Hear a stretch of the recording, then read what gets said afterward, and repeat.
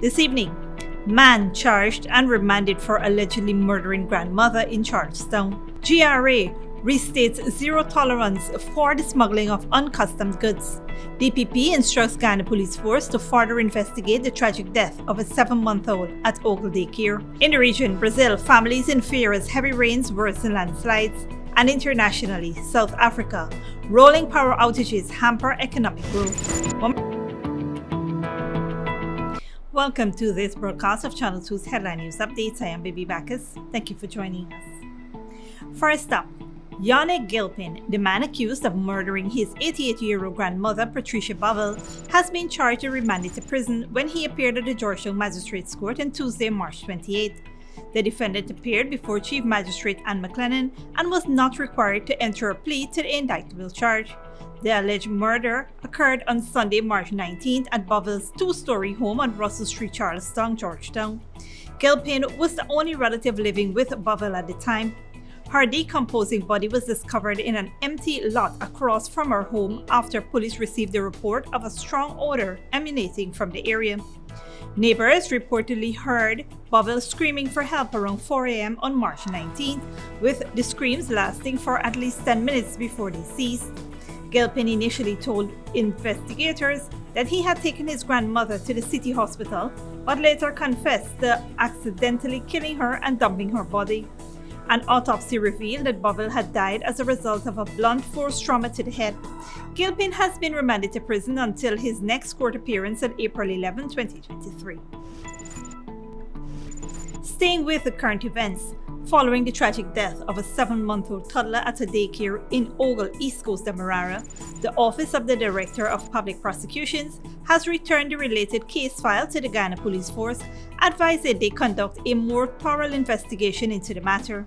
The incident occurred on March 21st when the 7-month-old Oriah Gravesandi died hours after being dropped off at the Little Learners Daycare by her mother. An autopsy revealed that the infant had died due to hemorrhaging, suffocation, and compression to the neck. Following the tragedy, a joint investigation was launched and the owner of the daycare was taken into police custody before being released on cash bail. The investigation is ongoing, and once completed, the file will be returned to the DPP chambers for further advice on the matter. The child was found unresponsive at the daycare and taken to the health center where medical professionals attempted to revive her. She was further rushed to the Georgetown Public Hospital. Unfortunately, she succumbed shortly after arriving there.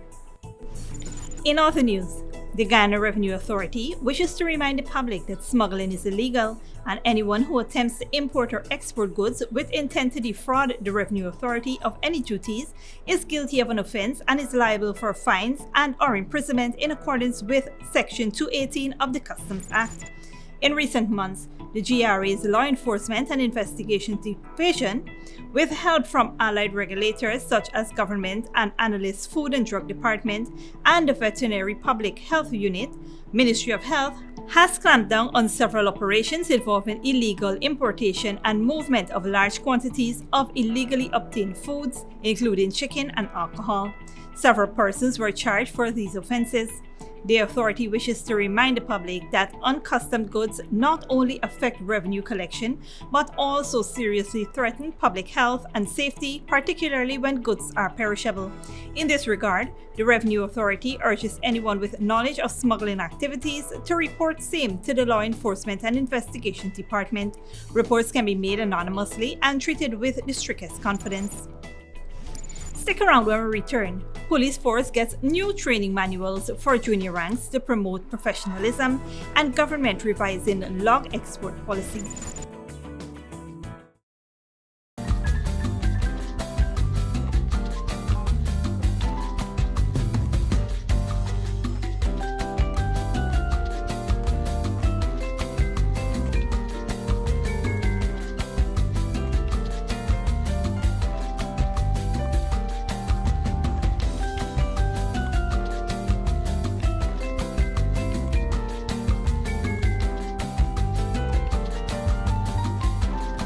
your home or office some shine. Fortune Investment Company. We provide reliable commercial and residential professional cleaning services in Guyana. We clean homes and commercial offices. Other services offered are floor care and tile polishing, interior auto detailing services, power washing, weeding and cleaning, and carpet, couch, and mattress cleaning. We are committed to keeping your homes and offices squeaky clean. Call us now at 592-689-7558 or 592-639-6365 or visit us at 3430 Jackson North Rumville, Georgetown, Guyana. Fortune Investment Company. When we say clean, we mean spotless.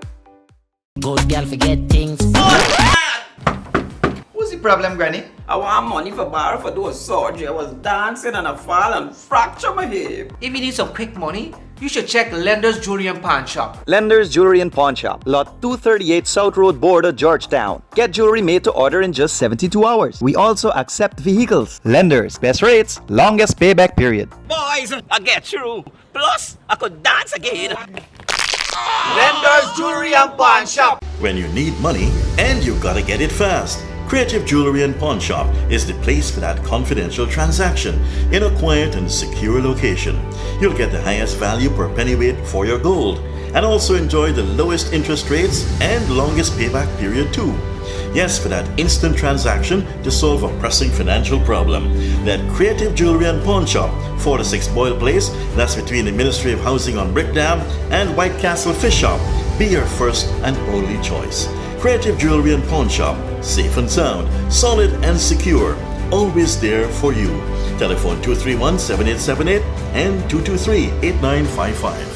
Sooner or later you will have another power failure. Are you prepared for the next blackout? Some essential equipment such as security cameras, lights, internet, gate motors, and water pumps may stop working. How can you prevent the next blackout? InverterTech has an affordable solution for you. A strong UPS system which uses the latest inverter and solar battery technology to prevent blackout. We smartly calculate your average power demand so you don't spend more than you need to. Call 223-2233 for more information.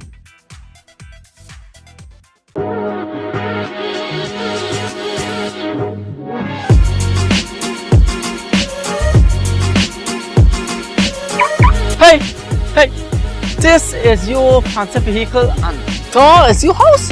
Yes, this is my vehicle and actually I'm waiting on my land. I'm actually renting this house for $50,000. $50,000? You head more?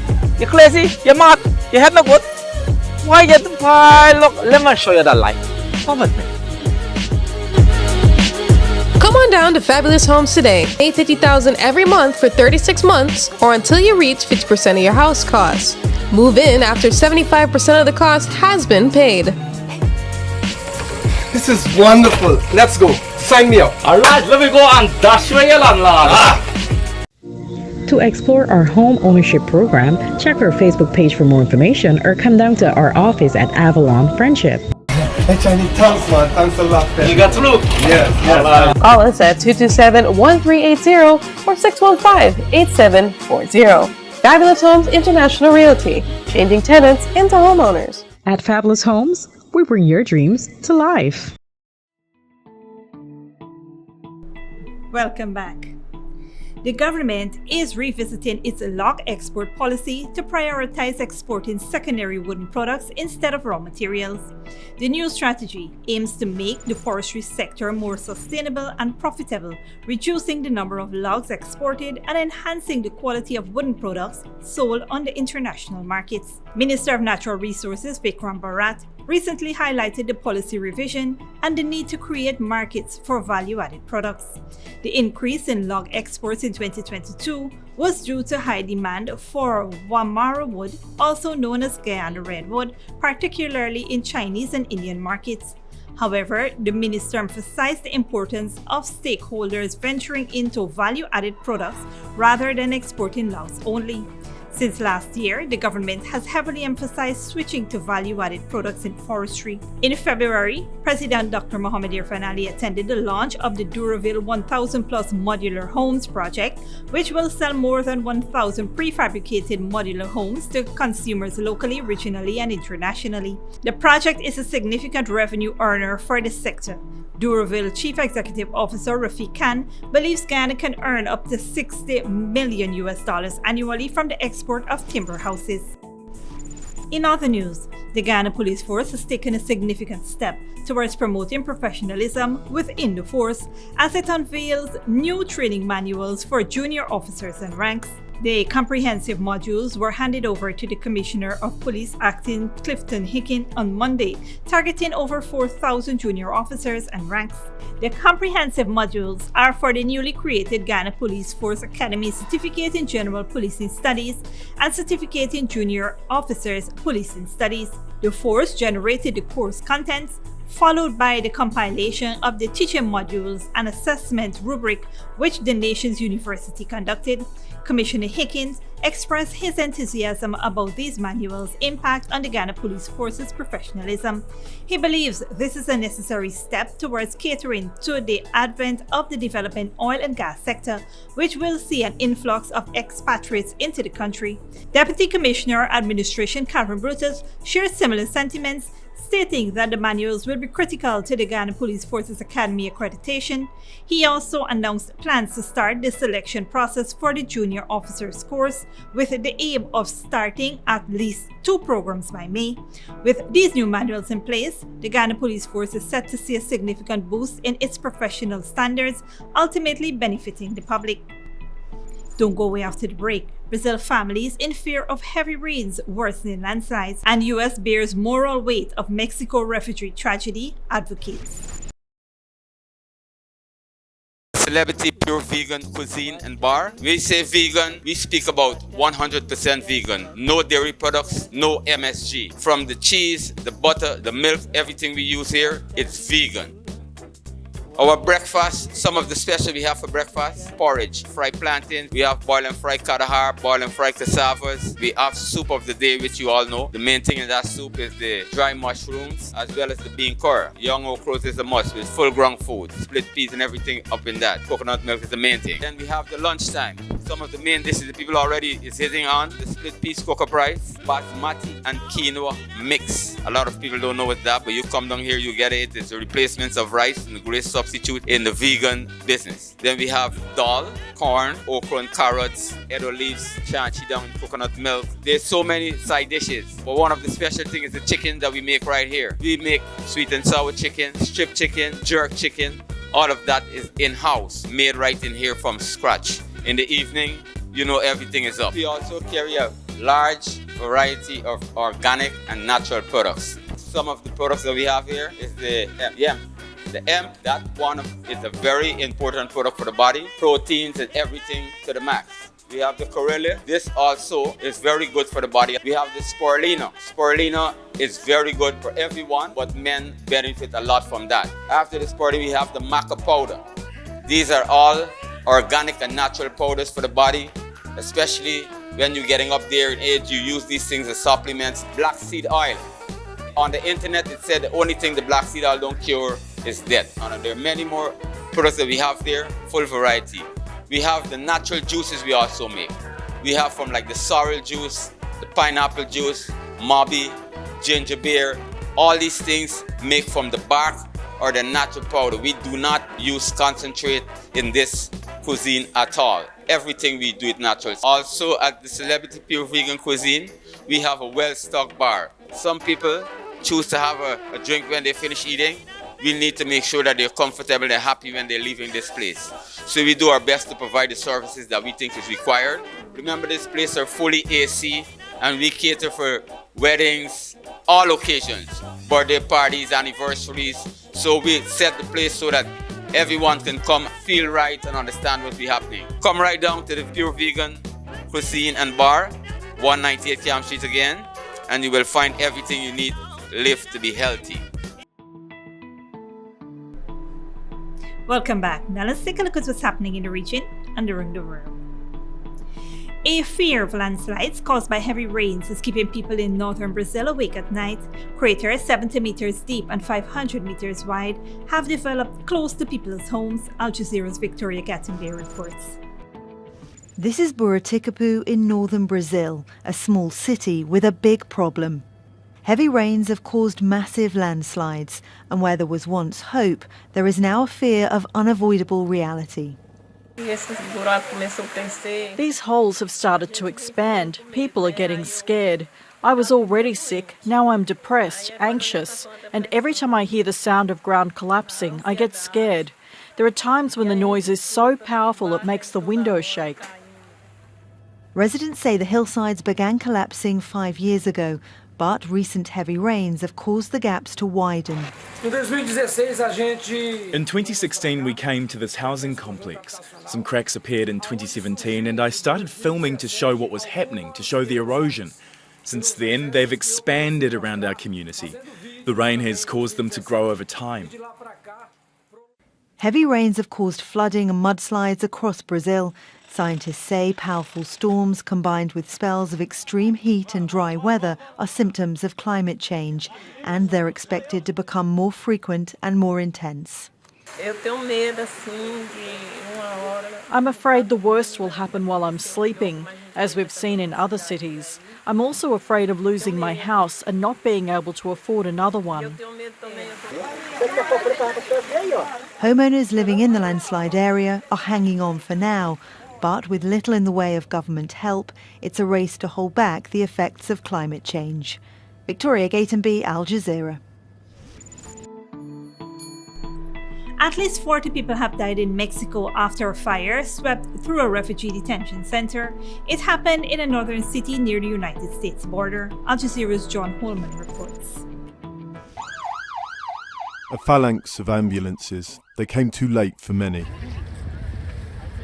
The fire at a migration detention facility in the Mexican border city of Juarez had already claimed dozens, many of them Guatemalans, some Venezuelans. Desperate relatives had nothing to do but mourn or wait for news. You can have a relative die and they don't tell you he's dead. Nothing. Immediately there were questions, chiefly how did the fire start? In his early morning press conference, Mexico's president arrived with answers. It was the migrants themselves, he said. This had to do with a protest that they started when they found out they would be deported. They put mattresses at the shelters' doors and set fire to them. They didn't think it would cause this terrible tragedy. Protests have happened before in Mexico's state migration centres. Those who've stepped through their doors often describe them as overcrowded prisons. But this time round, there are more questions. How did authorities allow this to happen to those under their care? Biangli, a Venezuelan migrant, says she was outside when it happened. I've been waiting for their father since 1 p.m. They told me they were going to hand him over to me. Then at 10 p.m. we started to see smoke billowing from everywhere. Everybody ran away, but they left the men locked in. Everybody was removed from the area, but they left the men locked in. They never opened the door. Ciudad Juarez, where the detention centre is located, has become a pressure cooker in recent months, with large numbers of migrants and asylum seekers staying there before a push to get to the US. Shelter heads and activists have accused authorities of criminalising them.